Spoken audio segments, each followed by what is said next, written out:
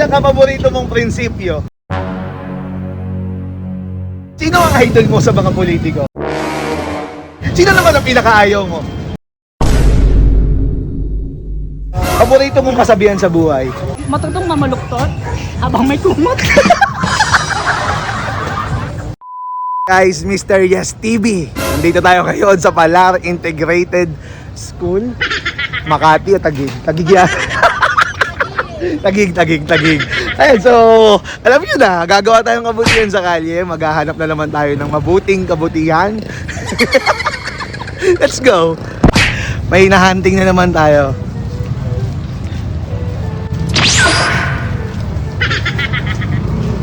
Sir Joshua.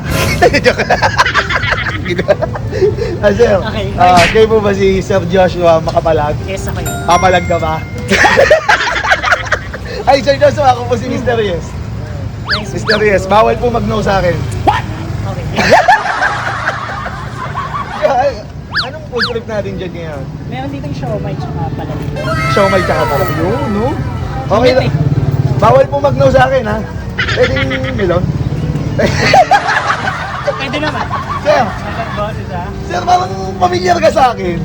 Kamukha mo din yung pinuntahan namin doon sa Kahaning Muntinlupa. Hindi po totoo. Kamukha niyo kaibigan ko taga-Taguig. Taga dito lang po. Taga dito, oh. Sige. Ang dami. Parang nalilito na ako, ha. Sir Joshua, kamusta po kayo? Okay naman, galing lang sa ano, may ano lang, may lakad lang kanina. Oh, lakad Sunday, ha. May lakad ka? Sunday, basta pag Sunday, galing tayo ng church. Oh, galing pala sa church. Okay. Thank you, sir. Salamat, ha. Sagot mo to, ha, boss. Bawal mag-no, eh. Ngayon, bukod sa church, ano pa pinagkakaabalahan mo? Ano, actually sa school, ayun din, nag-aaral lang talaga ako. Kasi hindi lang ako mag-aaral. Aral, school. no? Aral, school, church. Okay, sa church, anong ano mo doon? Youth leaders din. Oh, youth leaders ng church. Yeah. Oo. Then parang I've been serving din sa ministry, sa admin, tsaka sa so basically ano lang, Sunday school teacher. Sunday school Sunday teachers. school. Oh, solid, ah. Ngayon, nandito tayo sa inyong lugar sa Palar Integrated School, no? Welcome to Palar. Oo. Ilang taong ka na? 21. 21. At saan ka nag-aaral ulit? Philska. So, ilang taong ka nang nakatira dito? Actually dito na ako pinanganak. Ikaw bilang isang kabataan, ano ba yung nakikita mo na kulang ng mga kabataan? Like programa, mga pagkakaabalahan na pwede nating gawin dito sa inyong barangay? Mas maganda siguro kung gawin natin mas inklusibo yung mga programa. At maganda rin na paano natin bubuin yung epektibong mekanismo.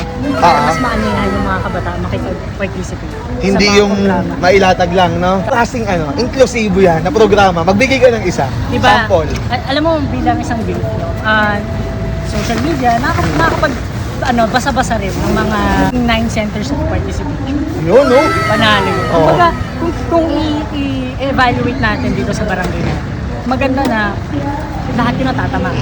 Lahat yun may programa yung mga leader ng mga dito. So, siguro yun yung para sa akin na kailangan sakupin nila lahat. Kailangan may talagang pamatagalang programa patungkol dun sa mga 9 centers of participation.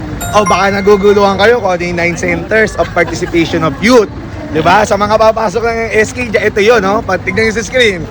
Oh, ayan ang 9 centers. Nakikita nyo? Dapat tinatamaan kasi hindi lang yung sports, hindi lang yung health. No? Tama. Iba't iba yung interest ng kabataan. Dapat bang i-abolish ang SK o hindi? Nako, medyo madugudong usapan yan. Pero para sa akin, hindi dapat. Bakit? Hindi dapat. Kasi iba yung pangailangan ng kabataan sa mga matatanda. So mabuti pa rin na may tumatayong leader sa mga kabataan, especially dito sa barangay. Kasi napakarami ng kabataan at hindi lahat, kung barangay lang ang mamumuno, hindi masasama. Kumbaga hindi sila ma-cater yung mga programs ng pangmatanda. Kailangan may namumuno pa rin. Kailangan. May para sa sektor ng kabataan. Kasi sinasabi nila, ang mga SK daw natuturuan ng mga seniority o mas matanda sa kanila. Para doon sa pangsariling interest. Sino ba dapat tanggalin? Yung nagtuturo o yung tinuturuan? Kailangan sa isang leader may distinction ka, Okay? may values ka, para hindi ka, alam mo yung mamanduhan ng kahit na sino. Okay. Kasi kung alam mo yung purpose mo bilang isang leader, kung alam mo yung vision mo para sa nasasakupan mo, hindi ka papapekto kahit kapitan mo pa yan. Oo. As long as alam mo na, oy, makaka-compromise tong leadership ko at yung hangarin ko para sa kabataan. Dapat hindi ka, wag mo hayaang sirain yung lideratura mo ng ibang kahit sino pa yung nakakatao. At the same time, kaya kailangan nyo yung age nyo, no? Tama. Kasi magiging liable na kayo sa kung ano man ang action na gagawin nyo. Tama, mali? Tama. It's up to you na bilang isang tao. Bilang isang kabataan naman, ang leader din ng inyong simbahan, tama lang ba na pagtuunan naman din natin ng pansin yung GMRC ng isang kabataan? No, dapat pagtuunan yun. Kasi at the end of the day, maganda naman yung mga paliga, pageant, maganda yung mga programs. Pero at the end of the day, kailangan mabuo sa isang kabataan yung moral, yung values nito. Kasi kapag lumabas yung kabataan, yung isang individual sa barangay, sino siya bilang isang So kailangan, actually, hindi na kailangan sa barangay, kailangan sa bahay pa lang. Nabubuo nun yung GMRC. So maganda na ipagpatuloy, doon pa rin hubugin yung kabataan sa values at moral. In all aspects, spiritual, physical, and emotional, etc.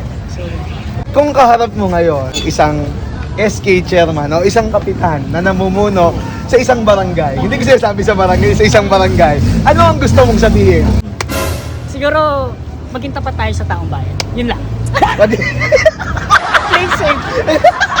Mensahe mo sa mga kabataan na nanonood ngayon. Makialam Ah, sa gawain pang barangay. I mean, gawain pang kabataan. Mhm. Kasi at the end of the day, yung future nyo maapektuhan. So, kailangan makialam kayo in a way na meron kayong sariling stand patungkol sa mga issue.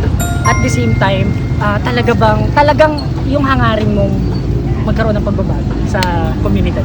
Maganda yun. Kailangan opinionated. opinionated. Ito yung last segment, which is yung past talk. Okay. Okay, past talk. Kuya Bunday ka. Hindi, kamukha lang. Papakalbo lang ako. Tatlong katangian na meron dapat ang isang youth leader. Integrity, leadership, competence. Pinakagusto mo sa isang tao. Humble, Pinakaayaw mo. prideful. Ano ang pinaka-paborito mong prinsipyo? Sa buhay, takot sa Diyos. Sino ang idol mo sa mga politiko? Vico Soto. Vico Soto. Bakit mo siya idol? Pareho kami ng siguro I can say, yung foundation. Pagdating sa leadership. I love it. Sino naman ang pinakaayaw mo? yung kumanta, sa naging senador. Yung kumanta tapos naging senador. Okay. Ako din eh. Magaling. Kung sakaling ikaw ay maging leader, ano ang pinakapagpupukusan mo na programa para sa kabataan? Pagdating sa kabataan siguro yung yung paglinang nila sa talento nila. At the same time yung yung parang leadership din, may sense of leadership din na ma-instill tayo sa kanila. Paborito mong kasabihan sa buhay? Matutong mamaluktot habang may kumot. Dugtungan mo to. Last na. Ako si Joshua. Ako ay... Ako si Joshua, ako ay batang leader na may pangarap. Kala ko batang Quiapo. Joshua, maraming salamat. Thank you. Maraming salamat sa iyong pag-share ng mga Yep. knowledge sa amin. Sure. Na-corner natin dito sa Palar. Sa barangay, Southside. Southside. Ano? Anong city? Taguig. Safe. So, Joshua, thank you so much. Thank you. Maraming salamat, guys. Libre mo ako siya, man. Sige.